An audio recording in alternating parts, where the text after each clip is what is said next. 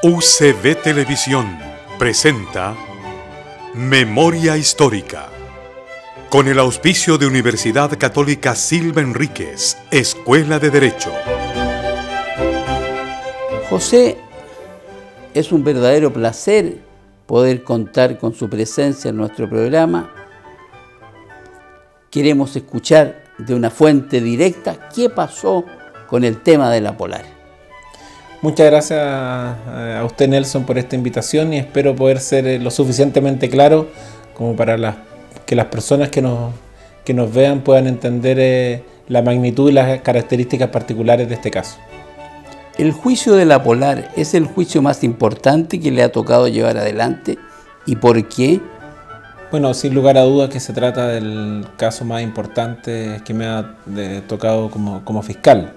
Y porque básicamente es un caso de mucha connotación pública que afecta a muchas personas, y se trata de conducta además significativa desde el punto de vista de la afectación a nuestro orden económico. Pero también uno no puede dejar de desconocer lo que ha sucedido hacia atrás en la carrera de uno como fiscal y en la labor del Ministerio Público. Yo ingresé al Ministerio Público el año 2000, cuando se inició la reforma procesal penal en la Cuarta Región. Y en ese momento la verdad es que nos correspondían casos que ahora podrían parecer bastante pequeños, pero en ese momento para nosotros eran los casos más importantes, y en ese contexto me tocó la verdad participar también en otros casos emblemáticos en su momento en la Cuarta Región, en el denominado juicio de las monjitas, que fueron unas hermanas que quemaron en su momento en el sector de las Compañías de La Serena, y que me tocó participar con el fiscal regional de la Cuarta Región de ese entonces, y que se logró la condena de estos dos sujetos.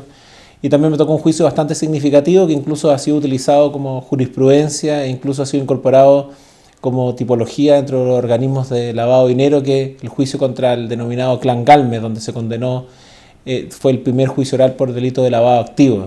Entonces, la verdad es que si bien este juicio es importante y el más significativo en mi carrera, en su momento otros fueron obviamente los casos significativos, y dependen en definitiva del contexto en que uno haga el análisis. Estos delitos de cuello y corbata son percibidos en general por la opinión pública como poco perseguidos por la Fiscalía. ¿Es que el Ministerio Público está dando más énfasis en su labor persecutoria de aquellos? Bueno, para la Fiscalía son delitos significativos y que tienen un interés bastante importante en su persecución. De hecho, si usted analiza la estructura de la Fiscalía Nacional, tiene una unidad de delito económico en particular. Hay varias fiscalías que han tenido en su momento fiscalías especializadas en esa área. Y la Fiscalía Centro Norte tiene una fiscalía que se llama de delitos de alta complejidad, donde una parte importante de nuestra atención están los delitos económicos. Y nos interesa también perseguir esto porque es bastante relevante que la ciudadanía tenga la sensación y también la certeza de que la Fiscalía persigue a todas las personas por igual, cualquiera sea su origen o condición, y que la justicia en definitiva no solamente siempre recaiga respecto a las personas que tienen menos oportunidades, que tienen menos recursos, sino en definitiva respecto a las personas que tienen más recursos, y que si uno hace un análisis son personas a las que es posible realizar un reproche social bastante más fuerte. Si usted tiene personas que tienen estudios universitarios, personas que tienen bastante dinero, que tienen acceso a asesoría jurídica, que tienen acceso a conocimiento, etc., son personas que el juicio de reproche debe ser necesariamente más fuerte, porque además normalmente se trata de delitos que afectan a más personas y por montos económicamente mucho más significativos. Y en cuanto al número de víctimas afectados por este tipo de delitos, ¿son muchos, son pocos? Bueno, si usted hace un análisis de los casos económicos más importantes de los últimos tiempos, son casos que han afectado a muchas personas, porque como normalmente se trata de casos que afectan en oportunidades a sociedad anónima, o este denominado caso, por ejemplo, de los quesitos, que le correspondió al fiscal Vidal hace un tiempo atrás, son casos que afectan a miles de personas, en particular en el caso de los quesitos, o en el caso de sociedad anónima que afectan al patrimonio de los accionistas. Y en el caso de la Polar usted tiene varias vertientes. Tiene por un lado la afectación a los patrimonios de los accionistas, ya que tienen bajas de las acciones de un 88% en el último año. Tiene la vertiente de la afectación de los patrimonios de los ahorrantes en las AFP, porque parte de sus ahorros estaban invertidos en acciones de la Polar, es decir, todos fuimos perjudicados en definitiva por este fraude. y tiene también los perjuicios obviamente a instituciones financieras y también los perjuicios a los clientes que fueron renegociados unilateralmente y en un segmento menor pero importante a los clientes que pagaron cantidades de dinero aun cuando habían sido renegociados sin su consentimiento. Se decretó la prisión preventiva de los 3 imputados. En su criterio, ¿ello correspondía? ¿Cuáles son las razones de la necesidad de tener presos a los formalizados Pablo Alcalde, María Isabel Fará y Julián Moreno? Mire, la Fiscalía solicitó la prisión preventiva básicamente por 2 razones. La primera razón dice referencia con las penas a las que se exponen estas personas. Estas personas cometieron delitos de la Ley de Mercado de Valores, delitos de la Ley General de Bancos, y también la Fiscalía entiende que cometieron delitos de la Ley de Lavado de Dinero, no obstante que la jueza consideró que por el momento no estaban acreditados. Pero si usted hace un análisis solamente de los delitos de la Ley de Mercado de Valores, nos encontramos con delitos que la ley considera que pueden ir en penas en que van entre los 541 días a los 10 años.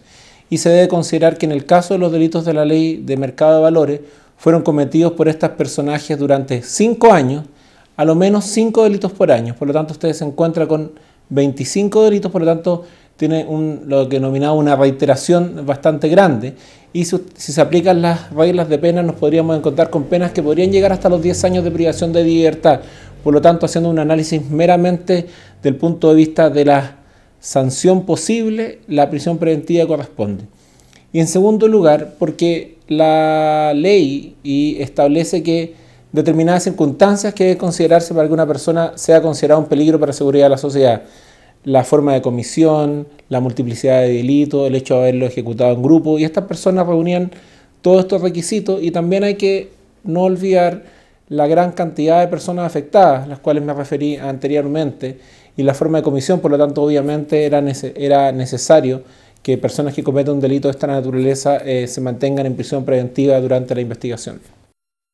En palabras simples, para que todo el mundo lo entienda, ¿qué conducta ilícita realizaron los imputados Alcalde, Fará y Moreno que afectaron el patrimonio de tanta gente? Bueno, Empresas La Polar es una sociedad que cotizaba en bolsa desde el año 2003. La sociedad La Polar lo que realizó básicamente fue lo siguiente. Durante estos años, Empresas La Polar otorgó créditos a una cantidad significativa de personas. Llegaron a tener 3 millones de tarjetas de crédito emitidas.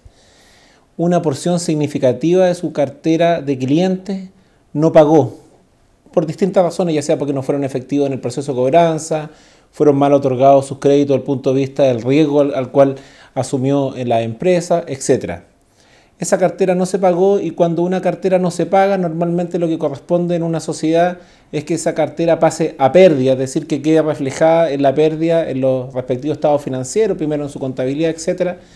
Y como queda reflejada a pérdida, esto se debe descontar de utilidades. Lo que hizo básicamente Empresas La Polar fue que para no pasar esta cartera de créditos ya incobrables a pérdida, los renegoció en forma unilateral, los hizo simular como que se tratara de créditos vigentes. Entonces se realizaba lo siguiente: a una persona que no pagaba una cuota, al segundo no pago se le renegociaban las 2 cuotas anteriores. Cuando eso sucedía de nuevo, se le renegociaba completamente el crédito.